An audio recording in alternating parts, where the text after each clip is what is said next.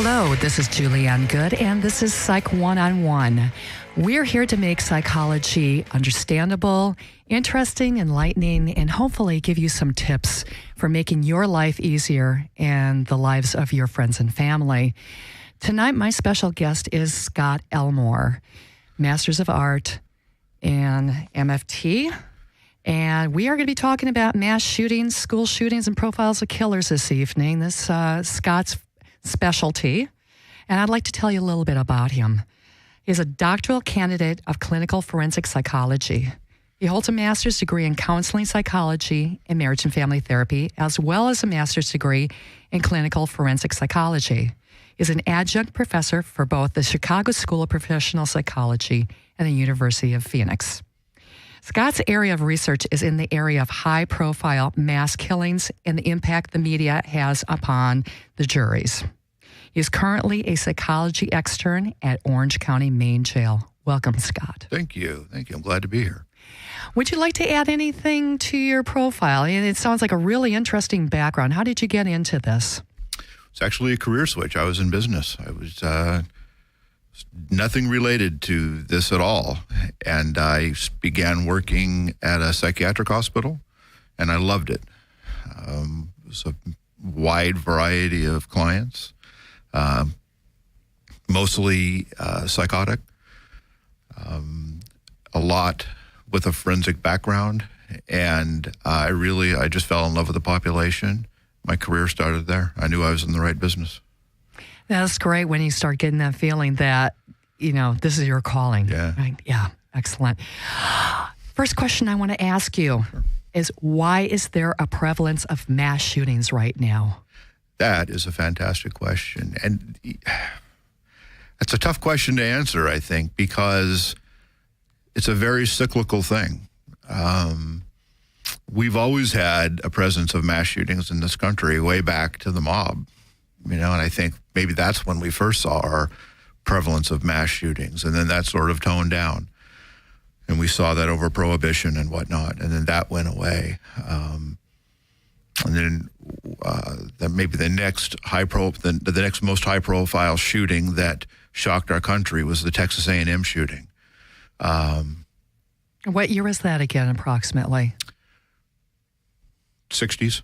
Okay. And I don't remember exactly what year it was.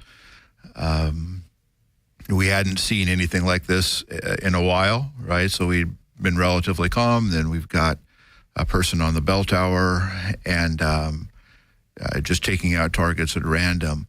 And so that was an early school shooting. Now, there were earlier school shootings where we didn't have students going in and shooting other students, but we'd also had faculty or townspeople going in and shooting students. And that had actually been going on since the 1800s. That were some very large shootings. The Texas A&M, I think, brought it to mind sort of the vulnerability in America of our schools, our children, and just the safety of the people in general. Mm-hmm. But then we had another thing happen, actually two events that happened. One, I believe it was in Chula Vista, and one in Ohio, if my memory serves. And so we sort of created a buzzword about it too, which is called going postal, right? So we had two completely different postal events in two different areas where a postal employee had walked in and shot their own. Once again, these events from the Texas A&M, 10, 15 years apart, those shootings were several years apart. Mm-hmm. And so now we go into a completely different era, a completely different venue, and we're starting to have mass shootings again. Lots of people injured, killed, single gunmen, just like Texas A&M, a single gunman, just like a lot of the mob hits, single gunmen.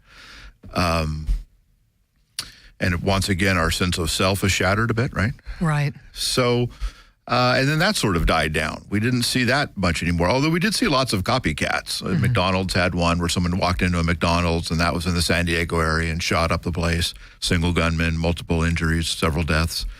And that was sort of what we felt was a copycat killer and this sort of thing. And so we do get a little ripple effect. Once we have a major incident, we'll get a ripple effect of similar types of crimes. Well, especially if there is a huge media coverage. Absolutely. I would imagine that would propel even more people to come forward and start, doing the copycat crimes. Right. Now, way back then, I don't think the media coverage was maybe as prolific as it is today. But you're absolutely correct. And I'm not even sure the nation knew what it was getting, what was happening. Those events were so spaced out, so spaced separately. And then we had Columbine. And then, we had, there's been other events, but let's say Columbine was a huge incident, Virginia Tech. And so then all of a sudden as a country, we're started building. We're much more vigilant, hyper vigilant. We sort of have attention building. James Holmes, the Aurora shooting, when the Batman incident came out. That Aurora, Colorado, right? And then we had Sandy Hook just a year or so ago. Yeah. And so it feels like there's a lot more of these occurring in a shorter distance of time together. And that may be true. They may be more consolidated. I think, however, history would show us that we didn't cover the events with as much fervor, the copycat events that were earlier, that occurred earlier after some of these ripple effect shootings. And if we did, it would probably have felt the same way. Well, when I did the research on looking at as to how many mass shootings, and I think the number of victims has to be over 4, correct? I mean, there is a standard to how many victims there needs to be for it to be coined as a mass shooting. Right, yeah. And I was shocked. In 2013, I think there were about 392 incidents. Yeah. I started, running off the list and stuff, and it was over 112 pages. Yeah. It was shocking. And it's just, and you don't hear about those smaller ones. You just hear about, the Columbines, the Auroras, the Sandy Hooks. Those are the ones that are really, really, covered for weeks and weeks upon end. Yeah, and there's a lot. And you're right. And to qualify the difference between a mass shooting and a spree shooting versus a serial killing, this sort of thing, they're all minutely different. A mass shooting typically is one event or a mass killing is one event where multiple people are injured or killed, this sort of thing. A spree,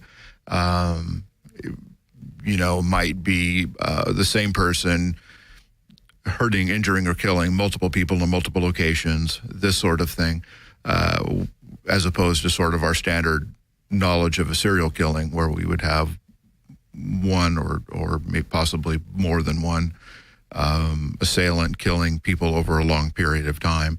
So there's sort of a fine line between what's considered a mass and sort of a spree killing, depending on maybe the movement of the person. Right. This idea. And you're right, there's a ton of them. There's so many of them that happen that don't make the news. And it's sort of how we classify the crime, how much media attention it gets. Right. And a lot of them happen in small towns. Yes. I was looking at this, I'm going, I don't even know where this place is. Yeah. I mean, most of them, I'm like, that's interesting, isn't little it? town? It is. I mean, it makes you wonder, with the research that's out there, is there any reasoning behind, where the location is or what the, situation is with the killers? Yeah. That is, I'm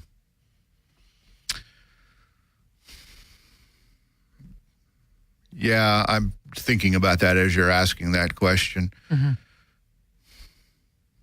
We've had killers from all over.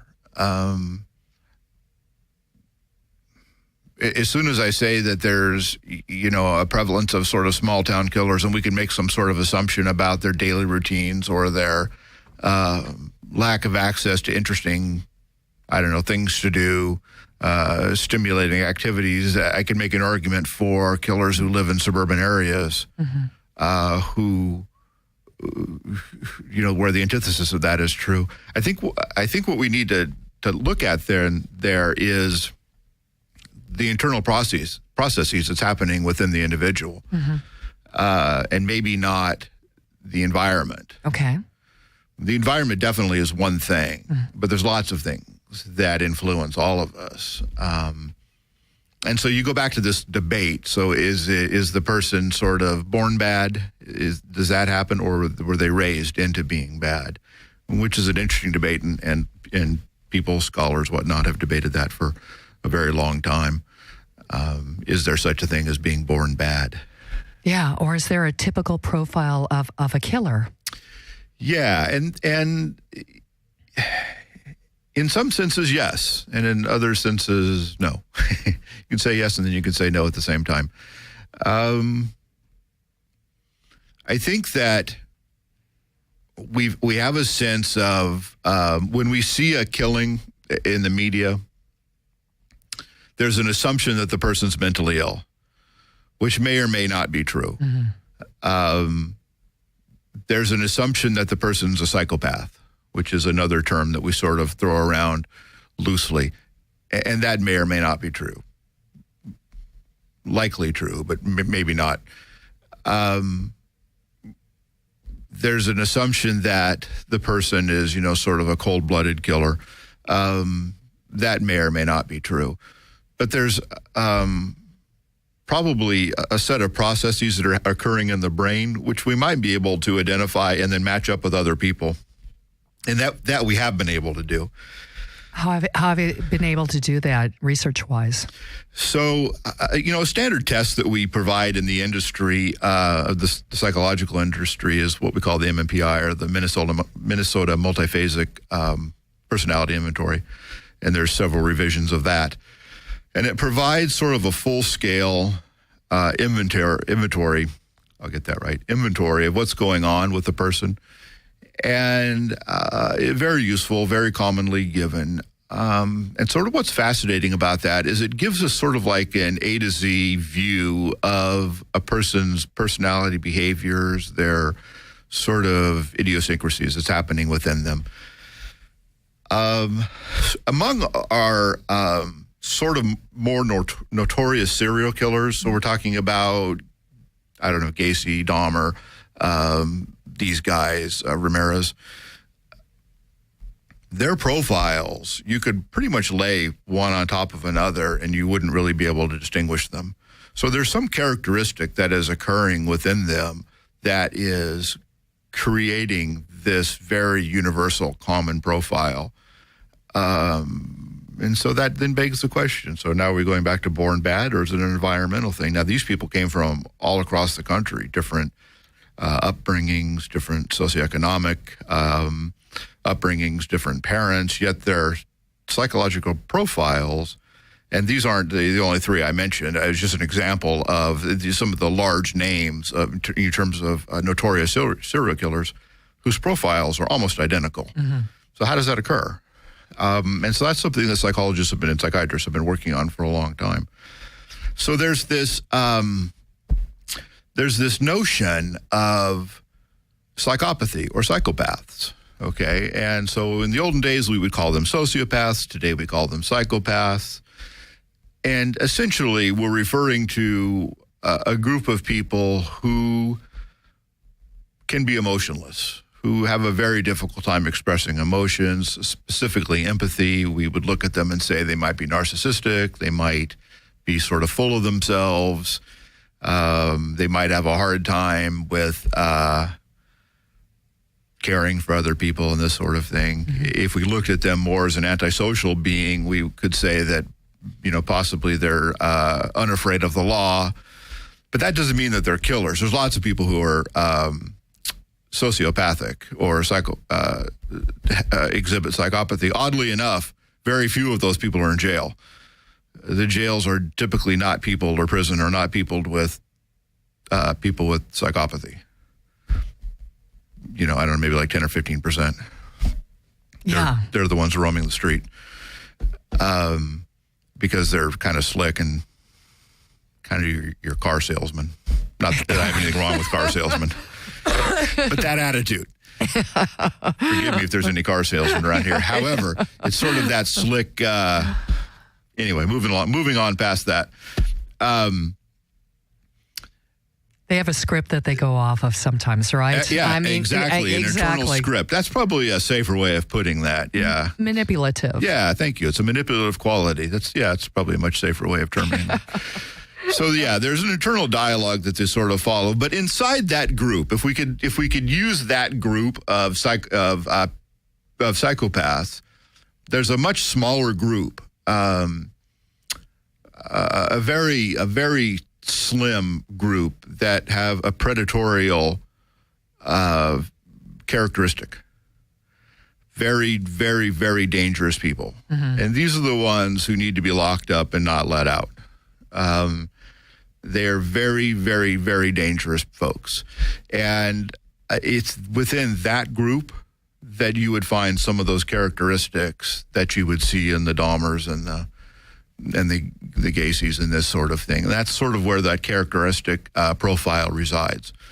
Now, as for personality, I've heard it consistently when, after these mass shootings, they will talk to friends or neighbors, and a lot of times they'll say, well, he was a really quiet boy and he kind of kept to himself a lot. Would you say that is one of the typical personality profiles of a mass shooter? Yeah, and that's pretty common. So that's fairly common in somebody who's got some antisocial characteristics, who's got some psychopathy going in them, is that there's always a social awkwardness, generally a social awkwardness, that very quiet, keep to themselves, a lot of internal processing happening. What often occurs, and we see this, and this is, I think, it's a little confused when we talk about adolescents and their video games, and it occurs in adults as well. And then we see it generally played out in the killings, is there's an infantilization that occurs where the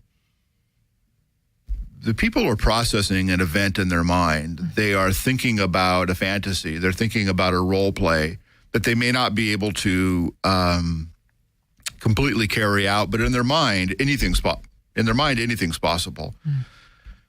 The problem happens for them and generally for their victim when they try to carry that to fruition. And so in their mind, they've created some fantasy where the person, their victim, is going to engage in that fantasy with them, but when they go grab them off the street or whatever, or throw a bag over their head or clunk them on the head with a hammer or whatever, however they're going to begin engaging that, it sort of starts falling apart at that point. Or it falls apart before that point because they're kind of disorganized and maybe, I don't know, something's occurred before they get to that stage and their fantasy begins to fall apart. And so now they're sort of thinking on the fly, but this isn't how their fantasies work. That's interesting. I've never heard it explained from that kind of a concept. Yeah. And so a lot of this falls back on the adolescents because they play video games. And so the fantasy then, that fantasy, we can say, well, look, they play video games. This was the case in Sandy Hook where, whose name just absolutely escaped me right now as I'm staring at the microphone,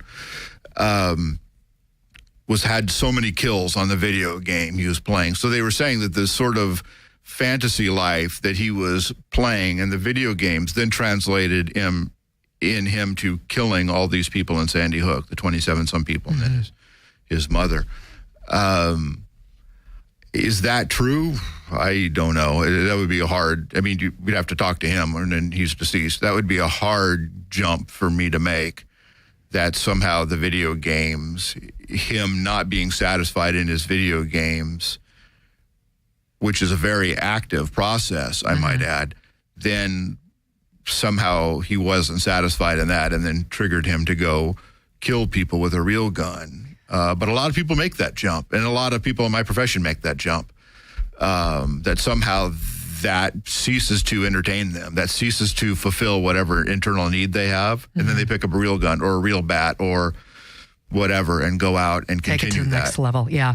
Well, and you figure, too, that there's part of your brain that cannot decipher fantasy from reality, correct? Yes. And if you have a mental illness, that's not helping.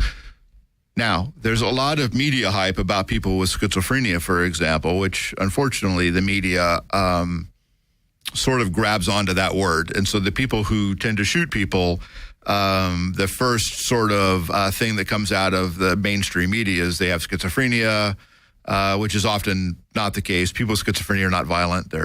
Especially if they have like paranoid schizophrenia, they're absolutely not violent. They're more afraid of their own shadow than they would be of everybody else. Whatever, right. Yeah.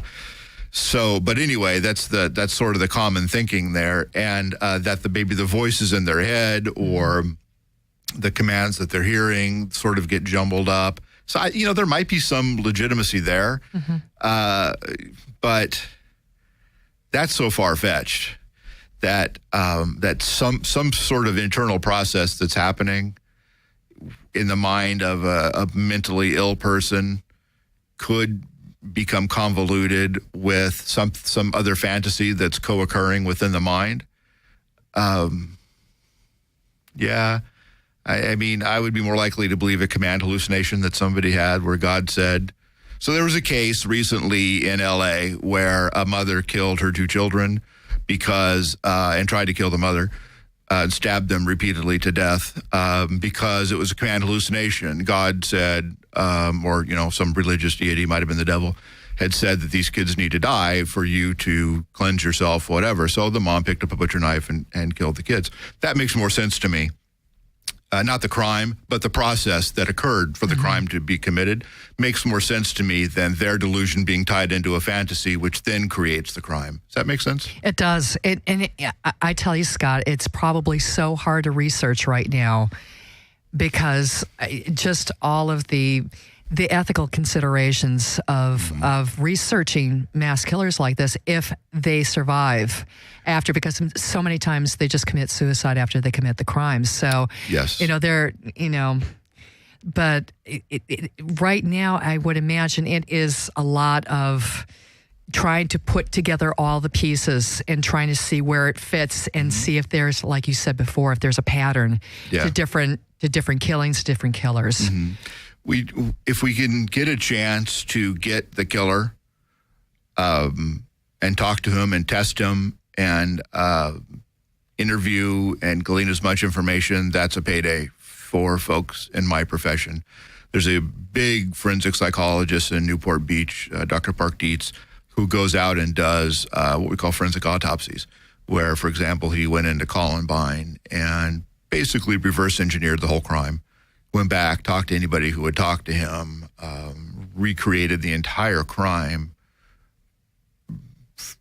several years post, and tried to recreate the reasons that crime had been committed, knowing that, sort of in the back of their mind, that team, knowing that the assertion that the case was closed upon was bullying. And really, was that the case? It was a very interesting study. One of the people on that team was from Argosy University, my alma mater. Mine too. Yeah.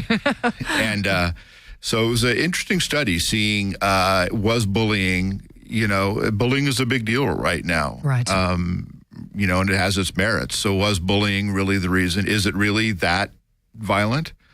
Is it a reason for people to go in and start shooting up schools? I don't know. Right. And was it really that cut and dry, too? I mean, and they also did a profile, too, of the households that those boys were raised in.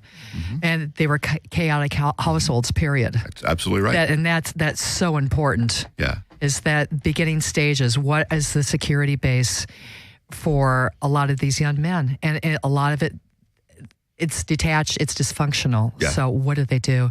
So Scott, we're going to take a break right now. Okay. We are going to come back and we're going to talk some more about this fascinating subject, okay? Fantastic. Listen to Skidrow Studios anytime, anywhere with the Skidrow app on your smartphone. Skidrow Studios. Real radio on the internet.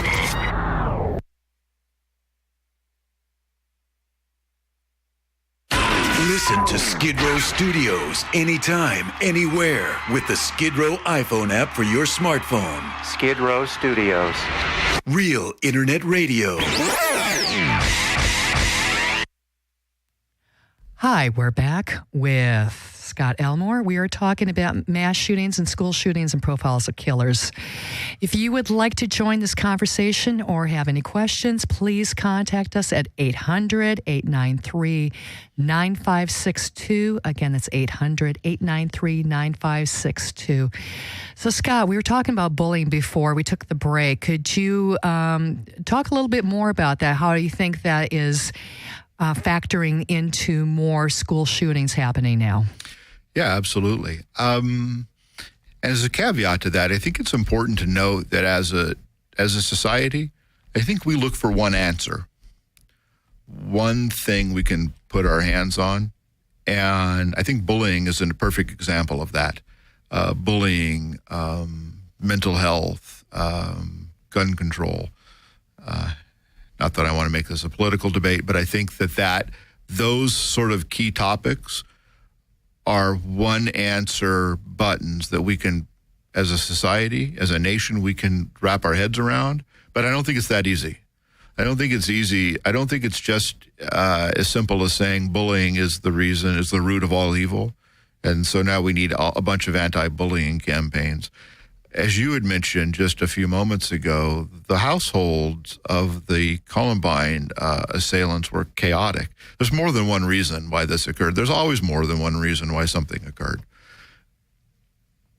In all of these shooters, all of these murderers, lots of things were co-occurring. Lots of things fell into place to get us to where we were. So if we'd removed any one of those, something would have fallen out of balance, and it possibly wouldn't have happened. So to just go back and say, well, if we'd stopped them from bullying or whatever, then this probably wouldn't have happened. I think that's highly unlikely. Or if we'd identified it earlier, if the school had done something, or their parents had done something, or if whatever.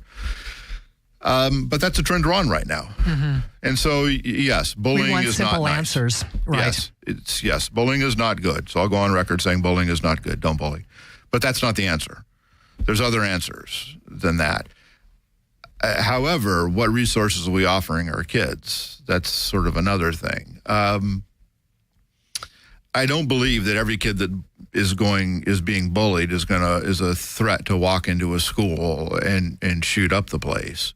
And so I think there's a lot of hysteria that gets built into not only our parents, the schools, the media, and this sort of thing. Now, so who is the next kid that's going to kill, or the next person that's going to walk into a school and shoot it up? We have no idea. I mean, there's no thought police, and we were talking about that earlier. There's no minority report.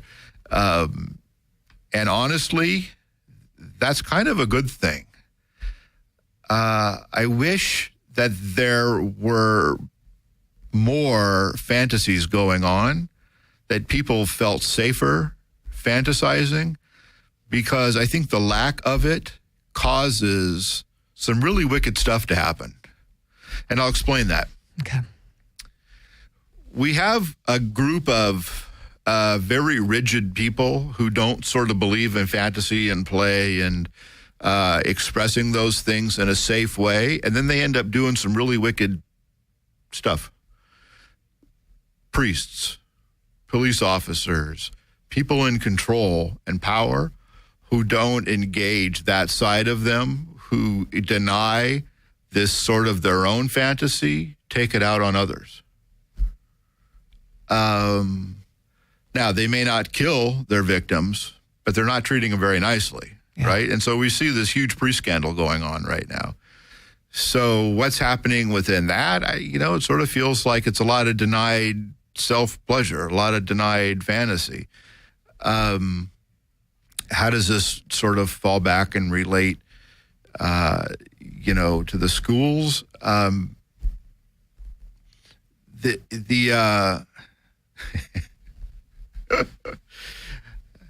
trying to think of how it does it, because I'm on a tangent now. Yeah, well, you know what? And I think also, Scott, that you bring up a great point about the fantasizing. I think with the last couple of generations, especially from whoever was born in the 80s on up, they were raised on computers. They were raised on videos, computers, DVDs, and now it's cell phones Right, and exactly. tablets and everything else. And it's technology.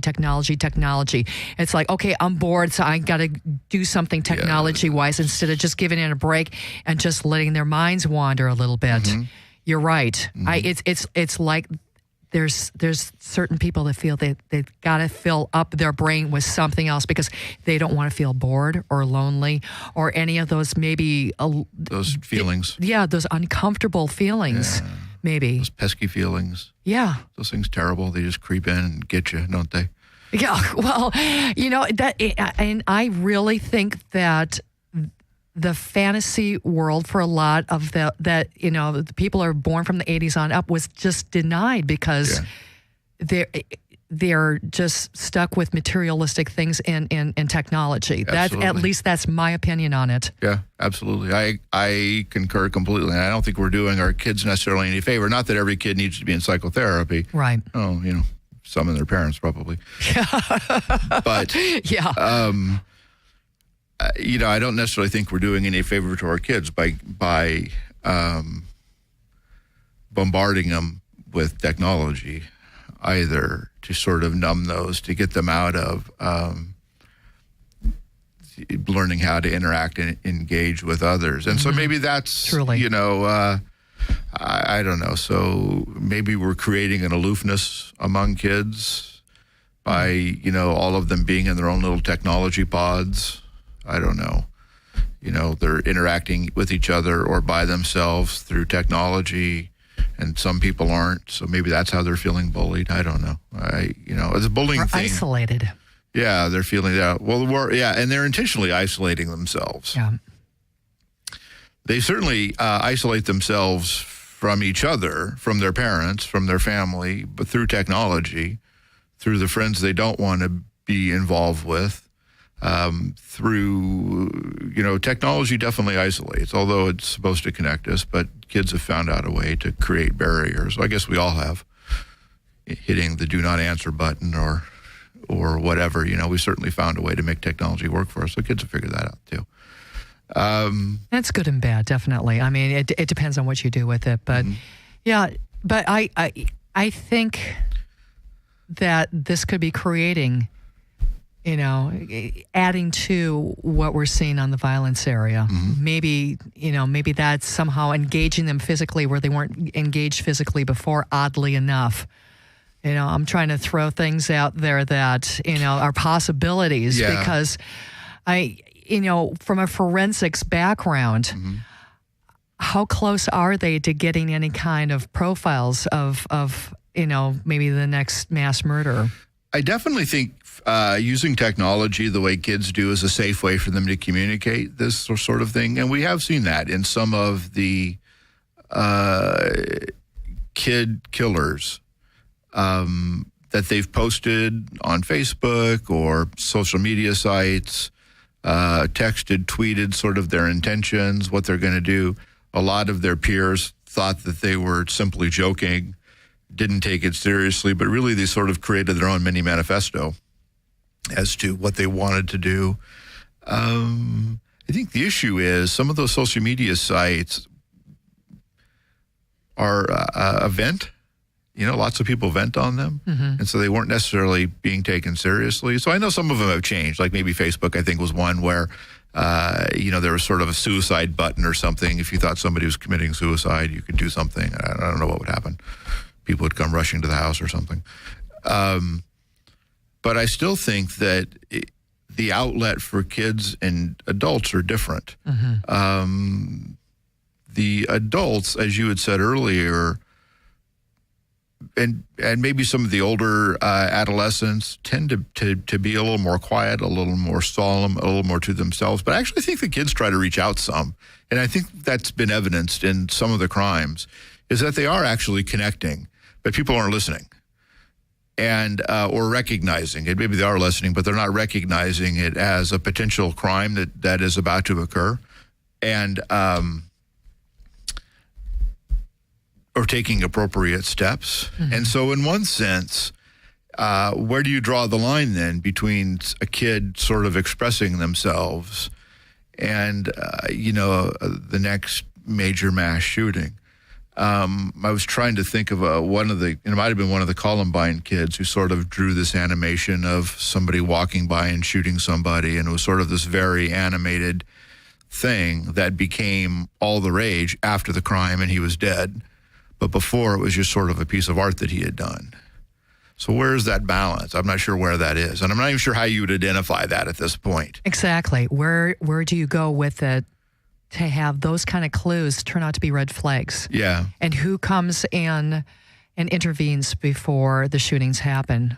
Right. Hopefully that would happen. I mean, and we have heard stories too where, we've had young men going into schools starting to shoot up. And I think it was in Colorado, that last one, right? Where the teacher intervened. Yes. Yeah, he shot the girl, and then the teacher intervened, and he shot the teacher also, and then he shot himself. Yeah, right? Was that it? But at least he intervened. So it's so difficult. It's, how do you even prepare for something like that? That's one of the things that Dr. Deborah Warner and I had spoken about in a previous broadcast in the summer. And we're like, okay, so how would the general public prepare for something like this?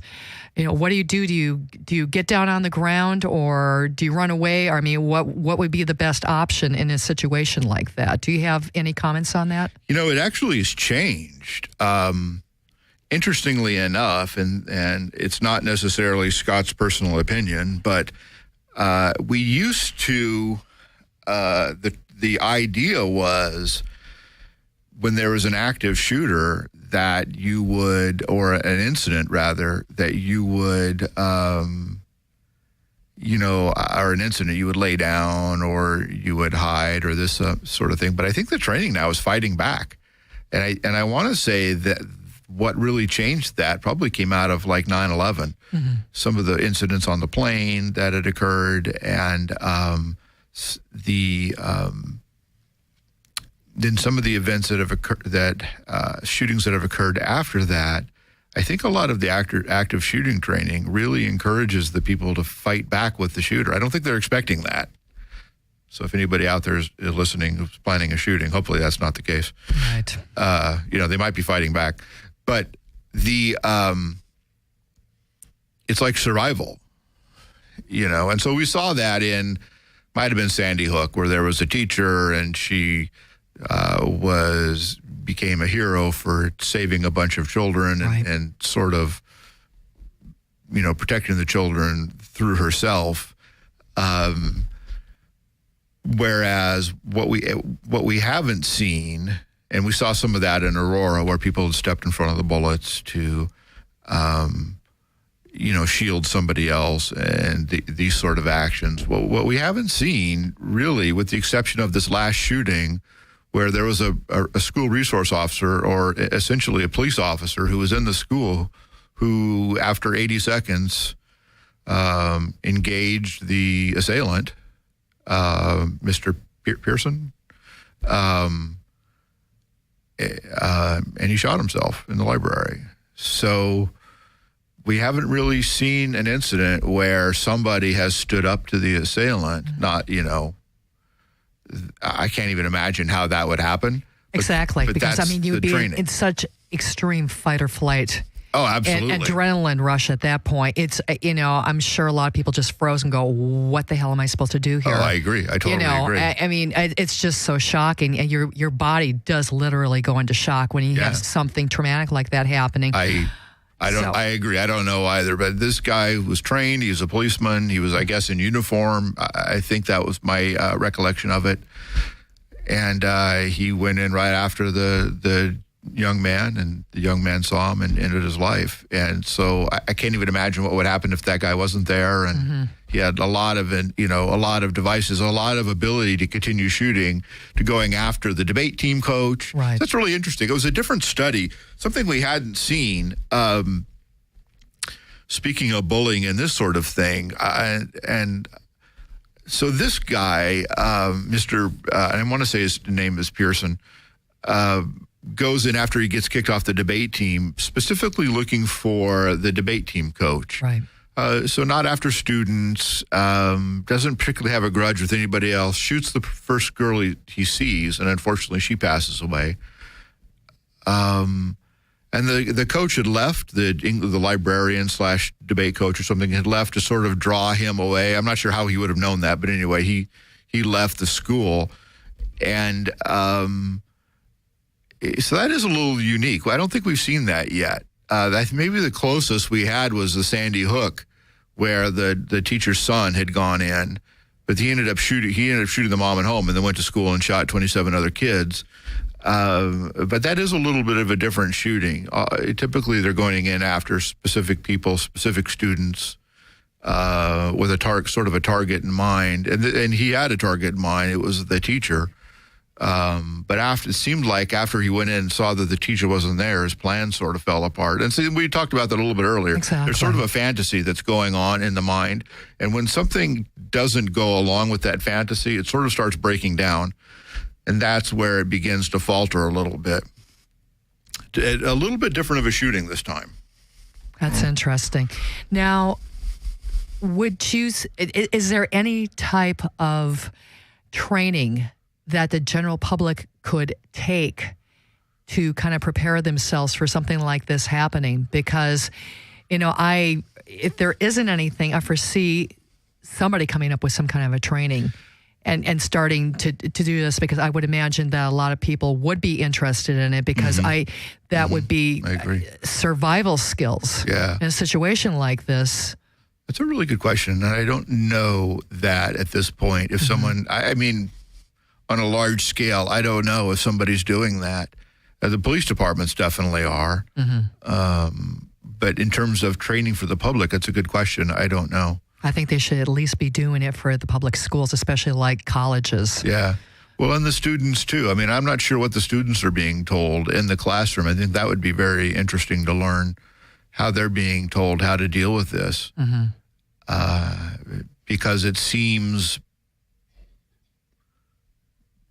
in each individual classroom, there's lots of debates on whether teachers should carry guns or this sort of thing. But realistically, there's more teachers. I mean, there's more students than teachers. Right. So how are the students going to prepare themselves, be prepared, be defended, safe? Right. Well, especially at high school and college level, if they know that their teachers are packing, what would be the consequences of that also? Right. It's like, okay, well, I'm having a bad day today, and I know that my teacher's packing, so all I have to do is run over there, tackle my teacher, and grab that gun. Yeah. I mean, there's that concept also that could possibly happen. I'm sure that was one of the debates about we can't have our teachers packing.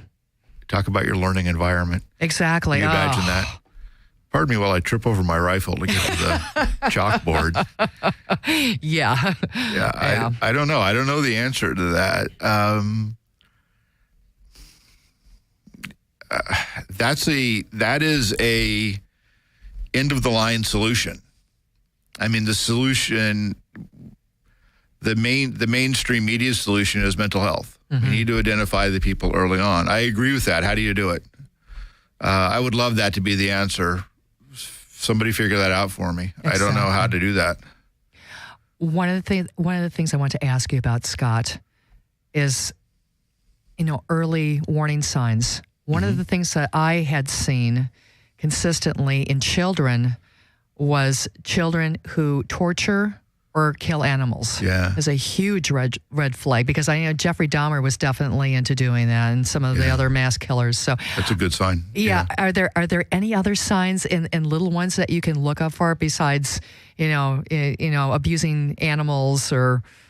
Yeah, that's actually a pretty hotly debated issue, but I think the thinking still is that when you're thinking about some sort of early childhood warning signs that would lead to sort of that antisocial stuff later on. Fire setting, torturing animals,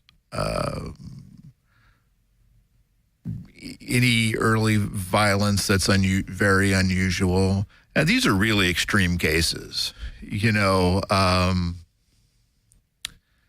I'm trying to think of the name.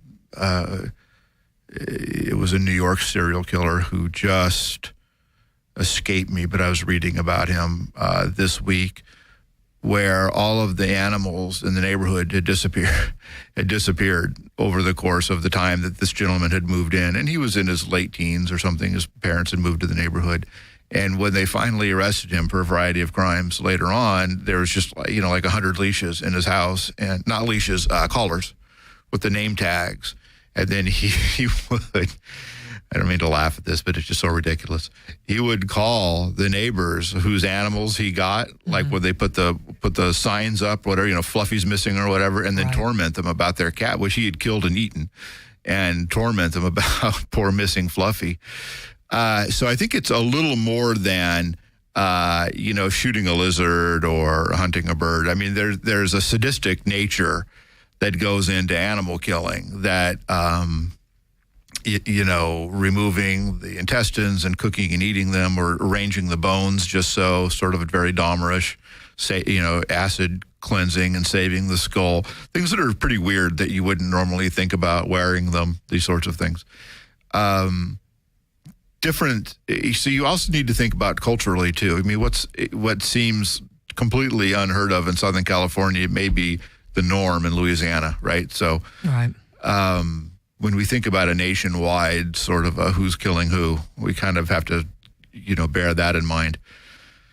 We have to take so many things into play once you're trying to profile who's going to shoot next. I know, right? But weird's weird. Weird is weird. That's right. Wherever you are, weird's weird. Right. There's definitely right and wrong. Yeah, and the interesting thing about that, and we had talked about it in terms of like the MMPI and some of the testing that we do, even some of my really psychotic clients that I've had would still say that things like that are weird.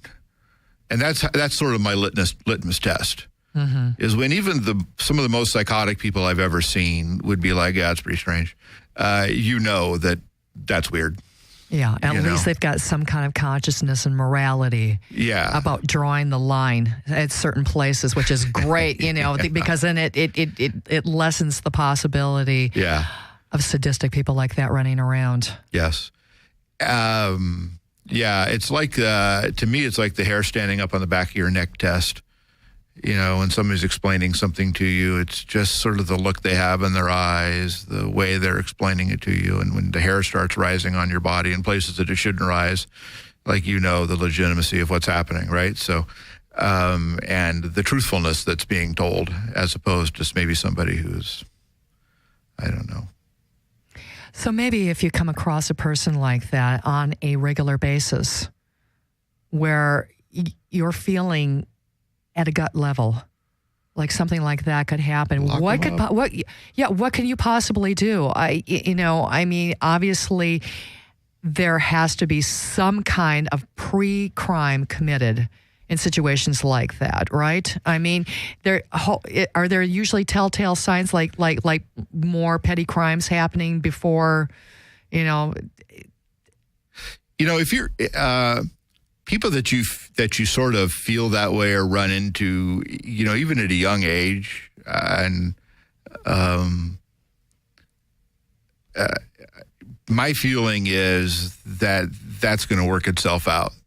That may just be their personality that you're feeling, that there's something occurring in their personality that may not be a sadistic killer at work. It might just be a little bit of Asperger's, so there's a fine line. So is it Asperger's or not, so I apologize if anybody has Asperger's, and I don't think you're a sadistic killer. However, if you get that sort of feeling, as I do occasionally when I'm talking to somebody, and I just sort of have that rolling in the back of my mind, wow, did I just sit with a mass murderer, or is this somebody who's just like a little socially awkward? Where's my test for that? Mm-hmm. I have to just sort of keep that in the back of my mind, that if you're not hearing about those sorts of things, the likelihood is that they're probably just a bit socially awkward. if somebody comes to you and says, wow, you know what, little Johnny just came in and painted his room in frog guts, you'd be like, well, that's interesting. Wonder what else he's doing. So just keep an eye out, and yeah, you know, I mean, that's such a difficult thing for the general public. It's like, at what point do you call in maybe the police or something, say, hey, you know, something strange is happening here or something? I mean, at what point can the general public do something to maybe prevent something bigger from occurring? You're right, and that's an excellent question. And I